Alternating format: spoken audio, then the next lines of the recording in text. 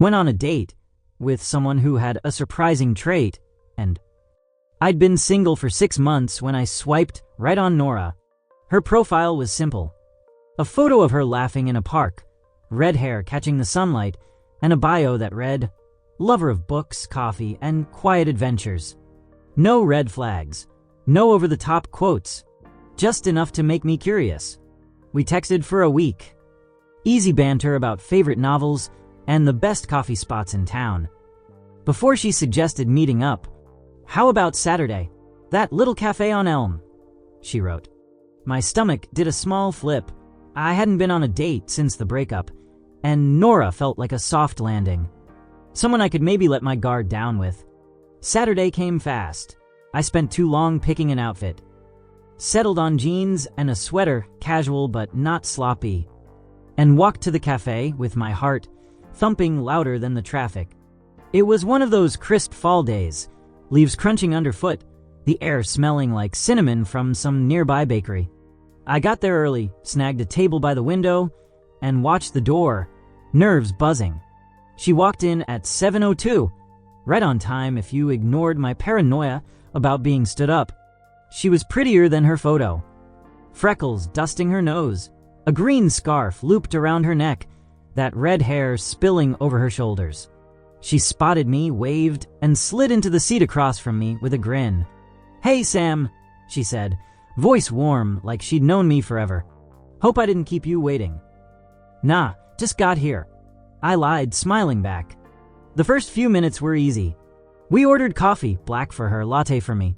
Swapped small talk about the weather, laughed about how we'd both almost tripped over the uneven sidewalk outside.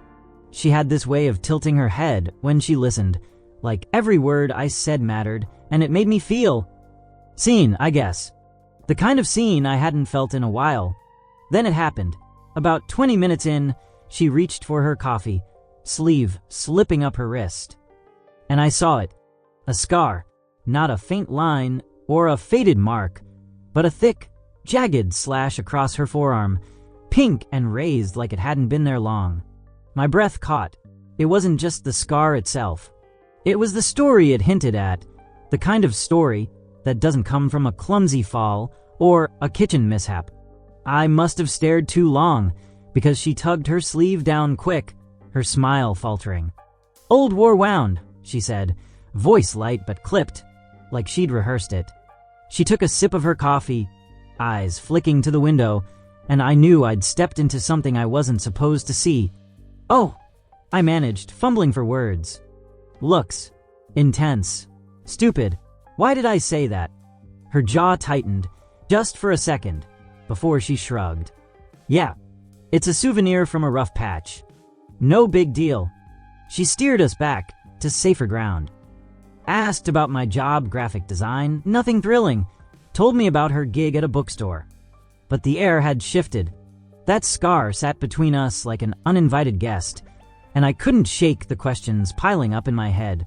What happened? How recent was it? Was she okay? I didn't ask.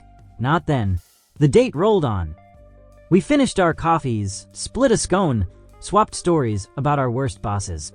She was funny, sharp, the kind of person you could listen to for hours, and I wanted to keep liking her. Really, I did. But every time her sleeve moved, my eyes darted to that hidden line, and my imagination ran wild. Car accident? Surgery? Something darker? I hated myself for it, but I couldn't stop. When we stepped outside, the sun was dipping low, painting the street gold. "This was fun," she said, tugging her scarf tighter. "You free next weekend? There's this indie book fair I was gonna check out." "Yeah, I'd like that," I said, meaning it despite the tangle in my chest. She smiled, gave a little wave, and headed off. I watched her go, red hair catching the light again, and felt off. Not disappointed, not excited, just unsettled. That night, I couldn't sleep. I lay there, staring at the ceiling, replaying the date. Nora was everything I'd hoped. Kind, smart, easy to talk to. But that scar gnawed at me.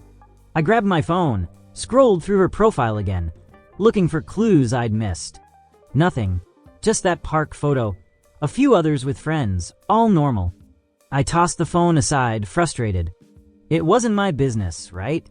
People have pasts. I had mine. The ex who'd ghosted me after 2 years. The therapy bills to prove it. So, why was this tripping me up? By morning, I decided to let it go. She'd tell me when she was ready. Or she wouldn't, and that'd be fine. I texted her about the book fair, kept it light, and she replied with a thumbs up and a heart emoji. Simple. Good. I could handle that. The week dragged, but Saturday rolled around again, and I met her at the fair. A sprawling outdoor thing with tents and stacks of used books. She was already there, browsing a table, wearing a long-sleeved shirt, despite the warm day. No scar in sight. "Hey, you made it," she said, grinning as I walked up. "Ready to nerd out?" "Born ready." I shot back and we dove in. It was perfect. We haggled over a beat-up copy of The Great Gatsby, debated whether hardcovers were worth the hype, laughed when I accidentally knocked over a pile of paperbacks. She was relaxed, glowing, and I felt myself falling. Not hard. Not yet. But enough to scare me. Enough to make me want more. Then we hit a snag. We were at a food truck, grabbing tacos, when a guy bumped into her. Hard enough that she stumbled, her sleeve catching on the edge of the table. It pulled up, way up, and there it was again. But worse. The scar didn't stop at her forearm. It stretched higher, curling around her elbow, a map of pain I hadn't seen before. She yanked her arm back, face flushing, but not before I caught the guy staring too, his brow creasing. "Watch it!" she snapped at him, sharper than I'd ever heard her. He muttered an apology and shuffled off, but the damage was done. She crossed her arms, hiding the scar, and stared at the ground. "Sorry," she said, quieter. "I'm fine. Just clumsy jerk." "You don't have to apologize," I said, stepping closer. "You okay?" "Yeah." She forced a smile, but it didn't reach her eyes. "Tacos getting cold. Let's eat." We sat on a bench, picking at our food, the easy vibe gone. I wanted to ask. God, I wanted to ask. But her silence was a wall, and I didn't know how to climb it. Finally, she spoke, voice low. "You're wondering about it, aren't you?" I froze, taco halfway to my mouth. Yeah, but you don't have to tell me." She sighed, setting her food down. "It's not a fun story, Sam. You sure you want it?" I nodded, heart pounding. She looked away, fingers tracing the edge of her sleeve. "It's from a fire, 2 years ago. My apartment. Faulty wiring," they said. "I got out, but not fast enough." She paused, swallowing hard. "Burns, skin grafts, the whole mess. This is just the part that shows." My stomach dropped. "Nora, I'm so sorry." "Don't be," she said, quick, almost harsh. "I'm fine now. Mostly. Just hate when people see it and get that look. Like I'm broken or something." "I don't think you're broken," I said. Too fast, too earnest. She glanced at me, surprised, then softened. "Thanks. Most people don't stick around after they hear it. Too heavy, I guess." "I'm not most people," I said, hoping she'd believe it. She studied me, eyes searching, then nodded. "Okay, good to know." The fair went on. We bought a few books, wandered some more. But it was different now. Not bad, just real. She'd let me in a little, and it changed how I saw her.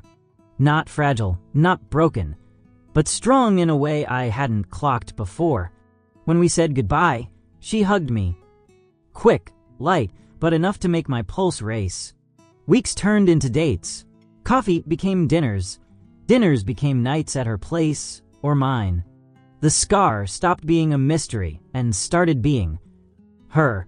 She'd roll up her sleeves sometimes. Let me see it.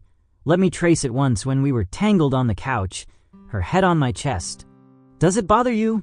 she asked, voice small. "No," I said, honest. "It's you. That's what matters."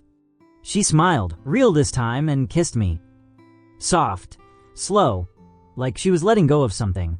I fell then, hard, and didn't look back. Months later, at a family dinner, My sister asked how we met. I told the cafe story, kept it light, but Nora chimed in, grinning. He freaked out over my scar on our first date. Thought I was some badass with a secret. Still do, I said, nudging her. She laughed, and my family did too, but I saw it. The way she glowed, scars and all, and I knew I'd never trade that night for anything. Thanks for watching. If you enjoyed the video, don't forget to hit that like button and share it with your friends. And if you'd love to see more content like this, make sure to subscribe to the channel and press the bell icon so you never miss a new upload.